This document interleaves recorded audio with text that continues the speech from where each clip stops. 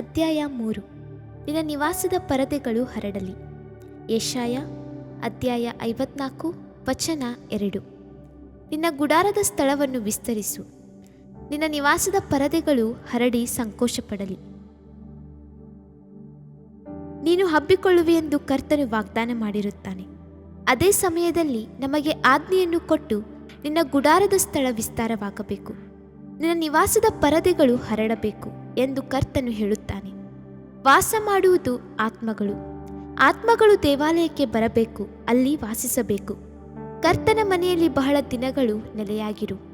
ಈ ದಿನಗಳಲ್ಲಿ ನಮ್ಮ ಸುತ್ತಮುತ್ತಲೂ ಬಡವರು, ಅನಾಥರು, ದಿಕ್ಕಿಲ್ಲದವರು ಇಂಥವರೇ ಇದ್ದಾರೆ. ಕ್ರಿಸ್ತನ ಬಗ್ಗೆ ತಿಳಿದುಕೊಳ್ಳಬೇಕೆನ್ನುವ ಹಂಬಲವಿರುವವರು ಬಹಳ ಜನರಿದ್ದಾರೆ. ನಮ್ಮ ಹೃದಯವೆಂಬ ತೆರೆಯನ್ನು ಹರಿದು ಅವರನ್ನು ಕರ್ತನ ಆಲಯಕ್ಕೆ ಕರೆದುಕೊಂಡು ಬರುವುದು ಸಾಧ್ಯವಿಲ್ಲವೇ? ಆಶೀರ್ವದಿಸುವ ಕರ್ತನು ನಮ್ಮೊಂದಿಗಿರುತ್ತಾನಲ್ಲ. ಸತ್ಯವೇದದಲ್ಲಿ ಒಂದು ಸುಂದರವಾದ ಘಟನೆಯನ್ನು ಓದುತ್ತೇವೆ. ಒಬ್ಬ ಬಡ ವಿಧವೆಯೂ ಇದ್ದಳು.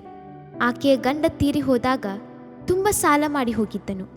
ಸಾಲ ಕೊಟ್ಟವನು ಅವನ ಮಕ್ಕಳನ್ನು ಗುಲಾಮತನಕ್ಕೆ ಕರೆದುಕೊಂಡು ಹೋಗಲು ಬಂದಿದ್ದನು. ಅವಳಿಗೆ ಏನು ಮಾಡಬೇಕೆಂಬುದು ತಿಳಿಯಲಿಲ್ಲ. ಅವಳು ಪ್ರವಾದಿಯಾದ ಎಲೀಷನ ಬಳಿಗೆ ಓಡಿ ಬಂದಳು. ತನ್ನ ದುಃಖದ ಚರಿತ್ರೆಯನ್ನು ವಿವರಿಸಿ ಹೇಳಿದಳು. ಎಲೀಷನು ಅವಳನ್ನು ನೋಡಿ, ನಿನ್ನ ಮನೆಯಲ್ಲಿ ಏನಿರುತ್ತದೆ ಹೇಳು ಎಂದನು. ಅದಕ್ಕೆ ಆಕೆಯು, ನಿನ್ನ ದಾಸಿಯ ಮನೆಯಲ್ಲಿ ಒಂದು ಮೊಗೆ ಎಣ್ಣೆ ಹೊರತಾಗಿ ಏನೂ ಇಲ್ಲ ಎಂದು ಉತ್ತರ ಕೊಟ್ಟಳು. 2 ಅರಸುಗಳು ಅಧ್ಯಾಯ 4 ವಚನ 2. ಎಲೀಷನು ಅವಳನ್ನು ನೋಡಿ, ಹೋಗಿ ನೆರೆಯವರಿಂದ ಸಿಕ್ಕುವಷ್ಟು ಖಾಲಿ ಪಾತ್ರೆಗಳನ್ನು ಕೇಳಿ ತೆಗೆದುಕೊಂಡು ಬಾ. ಅನಂತರ ನಿನ್ನ ಮಕ್ಕಳನ್ನು ಒಳಗೆ ಕರ್ಕೊಂಡು ಬಾಗಿಲನ್ನು ಮುಚ್ಚಿ ಎಣ್ಣೆಯನ್ನು ಪಾತ್ರೆಗಳಲ್ಲಿ ಹೊಯ್ದು ತುಂಬಿದವುಗಳನ್ನೆಲ್ಲ ಒತ್ತಟ್ಟಿಗಿಡು ಎಂದು ಹೇಳಿದನು. ಅವಳು ಅವನ ಬಳಿಯಿಂದ ಹೋಗಿ ಆತನು ಹೇಳಿದಂತೆಯೇ ಖಾಲಿ ಪಾತ್ರೆಗಳನ್ನು ತಂದು ತನ್ನ ಮಕ್ಕಳೊಂದಿಗೆ ಬಾಗಿಲನ್ನು ಮುಚ್ಚಿ ಪಾತ್ರೆಗಳಲ್ಲಿ ಎಣ್ಣೆಯನ್ನು ತುಂಬಿಸಿದಳು. ನೆರೆಯವರಿಂದ ತಂದ ಪಾತ್ರೆಗಳಲ್ಲಿ ಎಣ್ಣೆಯನ್ನು ತುಂಬಿದ ಹಾಗೆಲ್ಲ ಅವು ತುಂಬುತ್ತಲೇ ಇದ್ದವು. ಒಂದು ವೇಳೆ 50 ಇದ್ದರೆ ಆ 50 ಪಾತ್ರೆಗಳು ತುಂಬುತ್ತಿದ್ದವು. ಒಂದು ವೇಳೆ 100 ಪಾತ್ರೆಗಳನ್ನು ತುಂಬಿಸಿದ್ದರೆ ಅದಕ್ಕೂ ಸಹ ಸಾಕಾಗುತ್ತಿತ್ತು. ಕೊನೆ ಪಾತ್ರೆ ತುಂಬುವವರೆಗೂ ಕರ್ತನು ಅದ್ಭುತಗಳನ್ನು ಅವಳ ಗುಡಾರದಲ್ಲಿ ಮಾಡಿ ಎಣ್ಣೆಯು ತುಂಬಿ ಉಕ್ಕಿ ಹರಿಯುತ್ತಲೇ ಇರುವ ಹಾಗೆ ಕೃಪೆ ಮಾಡಿದನು. ಅವಳಿಗೆ ಎಷ್ಟು ಎಣ್ಣೆ ಬೇಕಾಗಿತ್ತೆಂದು ಅವಳೇ ನಿರ್ಣಯಿಸಬೇಕಿತ್ತು. ಅವಳು ಎಷ್ಟು ಪಾತ್ರೆಗಳನ್ನು ತಂದು ತುಂಬಿಸಿಟ್ಟಿದ್ದರೂ ಸಹ ಅಷ್ಟು ಪಾತ್ರೆಗಳಲ್ಲಿಯೂ ಕರ್ತನು ಎಣ್ಣೆಯನ್ನು ತುಂಬಿಸಲು ಶಕ್ತನಾಗಿದ್ದಾನೆ.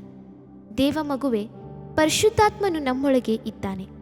ನೀನು ಈ ಪರಿಶುದ್ಧಾತ್ಮನ ಎಣ್ಣೆಯನ್ನು ಬೇರೆಯವರಿಗೆ ಕೊಡುವಾಗ ನಿನಗೆ ಎಂದೂ ಕೊರತೆಯಾಗುವುದಿಲ್ಲ. ನೀನು ಯೇಸುವಿನ ಸುವಾರ್ತೆಯನ್ನು ಬೇರೆಯವರಿಗೆ ತಿಳಿಸುವಾಗ ಯೇಸು ನಿನ್ನೊಳಗಿಂದ ಹೊರಟು ಹೋಗುವುದಿಲ್ಲ, ನಿನ್ನೊಳಗೆ ಇರುತ್ತಾನೆ. ಅದೇ ಸಮಯದಲ್ಲಿ ನೀನು ಸಾರುವ ಸುವಾರ್ತೆಯಿಂದ ಎಲ್ಲರ ಹೃದಯದಲ್ಲಿಯೂ ಬರುತ್ತಾನೆ. ಆ ವಿಧವೆಯ ಮನೆಯಲ್ಲಿ ಒಂದು ಮೊಗೆ ಎಣ್ಣೆ ಮಾತ್ರವೇ ಇದ್ದಿತ್ತು.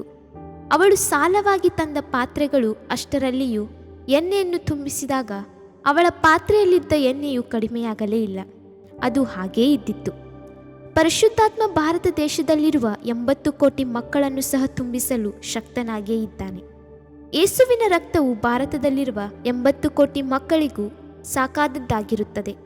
ಆತನು ಚಿಕ್ಕವರಿಗೂ ದೊಡ್ಡವರಿಗೂ ವೃದ್ಧಾಪದ್ಯದಲ್ಲಿರುವವರಿಗಾಗಿಯೂ ಮರಣವನ್ನು ಅನುಭವಿಸಿದನಲ್ಲ. ದೇವಮಗುವೆ, ನಿನಗೂ ಒಂದು ಜವಾಬ್ದಾರಿಯನ್ನು ಕರ್ತನು ಕೊಟ್ಟಿರುತ್ತಾನೆ. ಪಾತ್ರೆಗಳನ್ನು ತೆಗೆದುಕೊಂಡು ಬಂದು ನಿನ್ನ ಮನೆಯೊಳಗೆ ಇಡುವುದೇ ನಿನ್ನ ಕೆಲಸ. ಆತ್ಮಗಳನ್ನು ಕರ್ತನ ಆಲಯಕ್ಕೆ ಕರೆದು ತರುವುದೇ ನಿನ್ನ ಕೆಲಸ. ನೀನು ಕರೆತರುವ ಒಂದೊಂದು ಆತ್ಮಗಳನ್ನು ಕರ್ತನು ರಕ್ಷಿಸಿ ಅಭಿಷೇಕಿಸಿ ತನ್ನ ಮಂದೆಯಲ್ಲಿ ಸೇರಿಸಿಕೊಳ್ಳುವುದು ಕರ್ತನ ಕೆಲಸ.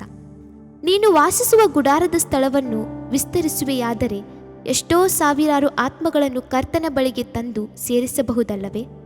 ದೇವಮಗುವೆ, ಒಂದು ತೀರ್ಮಾನದಿಂದ ದೃಢತೆಯಿಂದ ಆ ಕೆಲಸವನ್ನು ಮಾಡು. ಕರ್ತನೇ, ಈ ವಾರದಲ್ಲಿ ನನಗೆ ಇಷ್ಟು ಆತ್ಮಗಳು ಬೇಕು, ಈ ತಿಂಗಳಿನಲ್ಲಿ ನನಗೆ ಇಷ್ಟು ಆತ್ಮಗಳು ಬೇಕು ಎಂದು ದೃಢವಾಗಿ ಕೇಳು. ಒಂದು ಸಾರಿ ಒಬ್ಬ ಬೋಧಕರ ಬಳಿ ಕರ್ತನು ಬಂದು, ಸಭೆಯಲ್ಲಿ ಎಷ್ಟು ಕಾಲ ಇಷ್ಟು ಕಡಿಮೆಯಾದ ಆತ್ಮಗಳೊಂದಿಗೆ ಇರುವಿ? ನಿನ್ನ ನಿವಾಸದ ಪರದೆಗಳನ್ನು ಹರಡು, ನಾನು ನಿನಗೆ 40,000 ಆತ್ಮಗಳನ್ನು ಕೊಡುವೆನು ಎಂದನು. ಅವರು ಎಷ್ಟು ಆತ್ಮಗಳು ಸಿಗುತ್ತದೆ ಎಂದು ಎದುರು ನೋಡಲಿಲ್ಲ. 10,000 ಮಕ್ಕಳು ಕೊಡುವಂಥ ಒಂದು ಆಲಯವನ್ನು ಮಾತ್ರವೇ ಕಟ್ಟಿಸಿದರು. ನೋಡಿಕೊಳ್ಳೋಣವೆಂದು ಕೈಬಿಟ್ಟರು.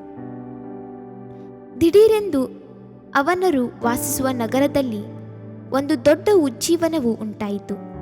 40,000 ಆತ್ಮಗಳು ಕೆಲವೇ ವಾರಗಳಲ್ಲಿ ರಕ್ಷಣೆ ಹೊಂದಿ ಅವರ ಆಲಯಕ್ಕೆ ಬಂದರು. ಆದರೆ ಅವರ ಆಲಯದಲ್ಲಿ ಸ್ಥಳವಿಲ್ಲ.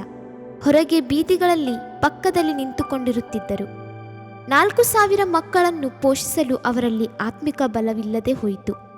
ಕೊನೆಯಲ್ಲಿ ಸಂಭವಿಸಿದ್ದು ಏನು ಗೊತ್ತೇ? ಅವರಲ್ಲಿ ಅನೇಕರು ಹಿಂಜಾರಿ ಹೋದರು. ಕೊನೆಯಲ್ಲಿ 10,000 ಮಂದಿ ಮಾತ್ರವೇ ಅವರ ಸಭೆಯಲ್ಲಿ ಉಳಿದರು. ಕರ್ತನು 40,000 ಆತ್ಮಗಳನ್ನು ತರಲು ಶಕ್ತನಾಗಿದ್ದನು. ಆದರೆ ಅವರ ವಾಸಸ್ಥಳವಾದರೂ 10,000 ಜನರು ಮಾತ್ರವೇ ಕುಳಿತುಕೊಳ್ಳಬಹುದಾಗಿತ್ತು. ಆದ್ದರಿಂದ ತೂತಿನ ಚೀಲದಲ್ಲಿ ಹಾಕಿದ ಆ ಆತ್ಮಗಳು ಸೋರಿ ಹೋದವು. ಪ್ರಿಯ ಮಗುವೆ, ಆತ್ಮಗಳು ಸೋರಿ ಹೋಗದ ಹಾಗೆ ಕರ್ತನು ಕೊಟ್ಟ ನಿನ್ನ ನಿವಾಸದ ಪರದೆಗಳು ಹರಡಲಿ. ಶಿಷ್ಯರು ಯೇಸುವಿನ ಬಳಿ 5 ರೊಟ್ಟಿ 2 ಮೀನುಗಳನ್ನು ತಂದರು. ಅವರ ಆಲೋಚನೆಗಳು ಇಷ್ಟು ಜನರಿಗೆ ಈ 5 ಮೀನು 2 ರೊಟ್ಟಿ ಹೇಗೆ ಸಾಕಾಗುತ್ತದೆ ಎನ್ನುವುದೇ ಆಗಿತ್ತು. ಅರಣ್ಯದ ಈ ಪ್ರದೇಶದಲ್ಲಿ ಎಲ್ಲಿ ರೊಟ್ಟಿ ಸಿಗುತ್ತದೆ? ಎಷ್ಟು ಬೆಲೆ ಕೊಟ್ಟು ತಂದರೂ ಇಷ್ಟು ಮಕ್ಕಳಿಗೆ ಹೊಟ್ಟೆ ತುಂಬಿಸಲು ಆಗುವುದಿಲ್ಲವಲ್ಲ. ಅವರನ್ನು ಶೀಘ್ರವಾಗಿ ಮನೆಗೆ ಕಳುಹಿಸಿ ಬಿಟ್ಟರೆ ಸರಿ ಎಂದು ಯೋಚಿಸಿಕೊಂಡೇ ಇದ್ದರು. ಆದರೆ ತಮ್ಮ ದೇವರು ಅದನ್ನು ಹೆಚ್ಚಿಸಲು ಶಕ್ತನಾಗಿರುತ್ತಾನೆ ಎಂದು ತಿಳಿಯದೆ ಹೋದನು. ಕರ್ತನು ಆ ರೊಟ್ಟಿಯನ್ನು ಮೀನನ್ನು ತೆಗೆದುಕೊಂಡು ಅದನ್ನು ಆಶೀರ್ವದಿಸಿ ಎಲ್ಲರಿಗೂ ಹಂಚಲು ಆರಂಭಿಸಿದನು. ಜನರು ಸಾಲು ಸಾಲಾಗಿ ಪಂಕ್ತಿಯಾಗಿ ಕುಳಿತಿದ್ದರು. ಅಷ್ಟು ಜನರಿಗೆ ರೊಟ್ಟಿಯು ಸಾಕಾಗಿ ಇನ್ನೂ ಮಿಕ್ಕಿತು. ವಾಕ್ಯವು ಹೇಳುತ್ತದೆ, ಅವರೆಲ್ಲರೂ ಊಟ ಮಾಡಿ ತೃಪ್ತರಾದರು. ಉಳಿದ ತುಂಡುಗಳನ್ನು ಕೂಡಿಸಲಾಗಿ 12 ಪುಟ್ಟಿ ಆದವು. ಒಂದು ವೇಳೆ ಅರಣ್ಯದಲ್ಲಿ 1,000 ಜನರಿಗಿಂತ ಹೆಚ್ಚಾಗಿ 10,000 ಜನರಿದ್ದಾಗಲೂ ಅಷ್ಟು ಜನರಿಗೂ ನಮ್ಮ ಕರ್ತನು ಆಹಾರ ಕೊಡಲು ಶಕ್ತನಾಗಿದ್ದನು. ಒಂದು ವೇಳೆ 1,00,000 ಜನರಿದ್ದರೂ ಅಷ್ಟು ಜನರನ್ನು ಪೋಷಿಸಲು ಶಕ್ತನಾಗಿದ್ದನು. ನಮ್ಮ ಕರ್ತನು ಭಾರತದಲ್ಲಿರುವ 80 ಕೋಟಿ ಮಕ್ಕಳನ್ನು ಪೋಷಿಸಲು, ಅದ್ಭುತಗಳನ್ನು ಮಾಡಲು ಶಕ್ತಿಯುಳ್ಳವನಾಗಿರುವ ದೇವರಾಗಿದ್ದಾನೆ.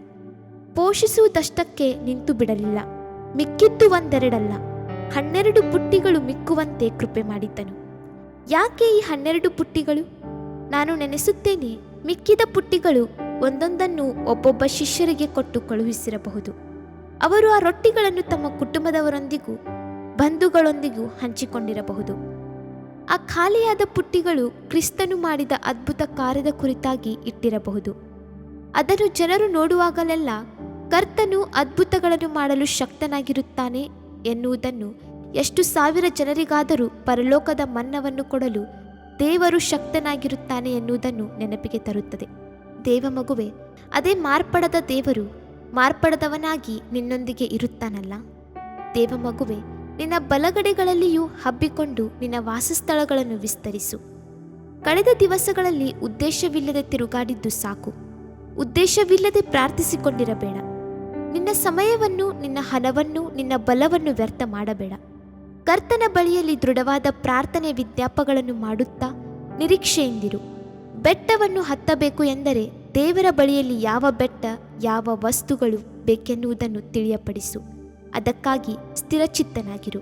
ಹಿಮಾಲಯದಲ್ಲಿರುವ ಎವರೆಸ್ಟ್ ಶಿಖರವನ್ನು ಏರುವ ಮೊದಲು ತೇನ್ಸಿಂಗ್ ಎಷ್ಟು ವರ್ಷಗಳು ಕಾದಿದ್ದನು? ಹಗಲು ರಾತ್ರಿ ಎವರೆಸ್ಟ್ ಶಿಖರವನ್ನು ಹತ್ತುವ ಚಿತ್ರವನ್ನು ಅವನ ಹಾಸಿಗೆಯ ಬಳಿಯಲ್ಲಿಯೂ ಮನೆಯ ಮುಂದಿನ ಕೋಣೆಯಲ್ಲಿಯೂ ತೂಗು ಹಾಕಿದ್ದನು. ಅದಕ್ಕಾಗಿ ಉದ್ದೇಶಗಳಿಂದಲೂ ದರ್ಶನಗಳಿಂದಲೂ ಆ ಶಿಖರವನ್ನು ಹತ್ತಬಹುದು ಎಂದು ಲೆಕ್ಕ ಹಾಕಿದ್ದಿರಬಹುದು. ದೇವಮಗುವೆ, ಭಾರತ ದೇಶವನ್ನು ಸಂಧಿಸಲು ದೃಢಚಿತ್ತದಿಂದ ದೇವರ ಸನ್ನಿಧಿಗೆ ಬಾ. ಬೆಟ್ಟ ಹತ್ತಬೇಕೆಂದುಕೊಂಡು ಚಿಕ್ಕ ಮೆಟ್ಟಿಲಿನಲ್ಲೇ ನಿಂತಿರಬೇಡ. ಬೋಧಕರಾದ ಪಾಲ್ ಯಾಂಗಿಚೋ ತನ್ನ ಸಭೆಯ ಅಭಿವೃದ್ಧಿಯನ್ನು ಒಳ್ಳೆಯ ಉದ್ದೇಶದಿಂದ ಆರಂಭಿಸಿದಾಗ ಕರ್ತನ ಬಳಿಯಲ್ಲಿ ಇಷ್ಟು ಲಕ್ಷ ಆತ್ಮಗಳು ನನಗೆ ಬೇಕು ಎಂದು ಕೇಳಿದರು.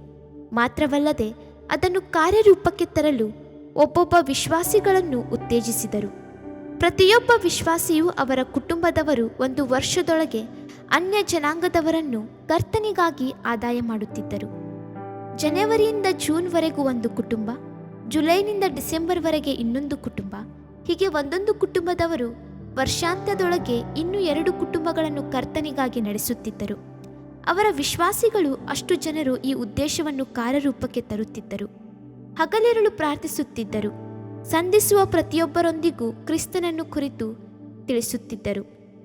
ಅದೇ ಸಮಯದಲ್ಲಿ ಅವರು ಕರ್ತನು ಕೊಡಲಿಕ್ಕಿರುವ ಲಕ್ಷಗಟ್ಟಲೆ ಮಕ್ಕಳನ್ನು ಕರ್ತನ ಆಲಯಕ್ಕೆ ಕರೆದು ತರುವುದು ಹೇಗೆಂದು ಆಲೋಚಿಸುತ್ತಿದ್ದರು.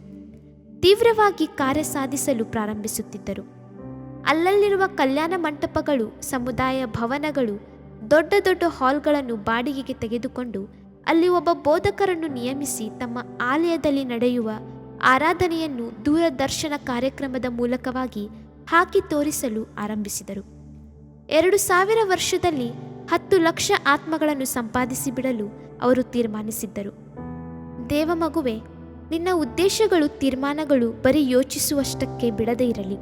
ಅಪೊಸ್ತಲನಾದ ಪೌಲನು ಹೇಳುತ್ತಾನೆ, ನಾವೆಲ್ಲರೂ ಮುಸುಕು ತೆಗೆದಿರುವ ಮುಖದಿಂದ ಕರ್ತನ ಪ್ರಭಾವವನ್ನು ದರ್ಪಣದಲ್ಲಿ ಕಾಣಿಸುತ್ತದೋ ಎಂಬಂತೆ ದೃಷ್ಟಿಸುವವರಾಗಿದ್ದು, ಪ್ರಭಾವದಿಂದ ಅಧಿಕ ಪ್ರಭಾವಕ್ಕೆ ಹೋಗುತ್ತಾ ಆ ಪ್ರಭಾವದ ಸಾರೂಪ್ಯವುಳ್ಳವರೇ ಆಗುತ್ತೇವೆ. 2 ಕೊರಿಂಥ ಅಧ್ಯಾಯ 3 ವಚನ 18. ನಮ್ಮ ದರ್ಶನವು ನಿತ್ಯದವರೆಗೂ ಇರುವಂಥದ್ದಾಗಿರಲಿ. ಕರ್ತನ ಮಹಿಮೆಯನ್ನು ನಮ್ಮ ಗುಡಾರದಲ್ಲಿ, ನಮ್ಮ ನಿವಾಸದ ಪರದೆಯೊಳಗೆ ತರೋಣ.